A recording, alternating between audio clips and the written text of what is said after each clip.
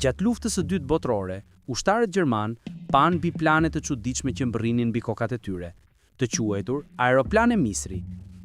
Pavarësisht moshës së vjetër të aeroplanëve dhe shpejtësisë ngadaltë, ata ishin në gjendje të bombardonin objektiva të rëndësishëm me ngarkesa rreth 200 kg eksploziv. Një thashethem u përhap shpejt në mesin e ushtrisë gjermane. Sovjetikët po u besojnë avionët pilotëve femra, është shmenduri. Kjo habi e tyre vinte edhe për shkak se, në psikologji naziste, femra ishte e destinuar për punë të shtëpisë dhe lindjen e fëmijëve, kurse pjesëmarrja në luftë apo qoftë edhe në detyra prapavie, shikohej si një përçudnim i saj. Këto gra u bën të njohura si shtrigat e natës. E gjitha fillui kur shumë punëtore dhe studente ruse i shkruan Marina Raskovas, një aviatore e famshme, duke i kërkuar të luftonin. Raskova ja çoi kërkesën Stalinit, i cili përfundimisht i dha dritën jeshile.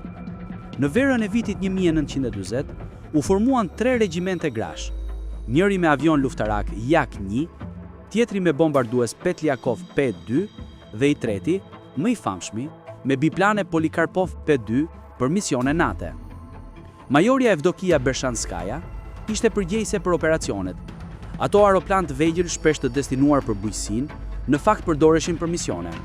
Shtrigat e natës fluturonin natën me aeroplan që si strukturë ishin të drurit dhe bezeje. Ato ishin të ngadalta, por shumë të manovrueshme, dhe shpejtësia e tyre ngadaltë ishte një avantazh. Pilotët gjerman nuk mund t'i dallonin lehtë, edhe për shkak të fluturimit në lartësi të ulta. Gjatë netëve të ftohta të dimrit, këto gra mbetën gjithmonë të gatshme për t'u ngritur në misione. 31 humbën jetën, por shumë prej tyre morën vlerësime të rëndësishme ushtarake. Gjithsej 23 prej tyre u vlerësuan me yllin e artë të herojit. Deri në fund të luftës, regjimenti kishte fluturuar në më shumë se 23.000 misione dhe kishte hedhur 3.000 ton eksploziv. Disa prej pilotëve fluturuan deri në 1.000 herë.